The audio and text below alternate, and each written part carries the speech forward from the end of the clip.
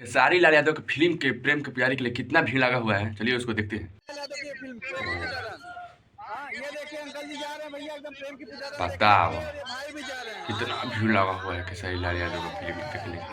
एक छोटा मोटा फिल्म इतना बवाल मचा देगा, तो बड़ा बड़ा फिल्म जब आएगा तो खेसारी लाल यादव सिनेमा हॉल तो कबाड़ के बिका जाएगा, बुझा रहा है। देखो, जिसका नार कटाई का पैसा नहीं दिया हुआ है वो भी फिल्म देखने के लिए चले गए, वो भी टोपी पहन के।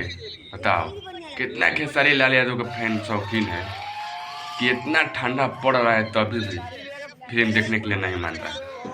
वाह, मान गए आप लोग। और खेसारी लाल यादव बहुत बढ़िया।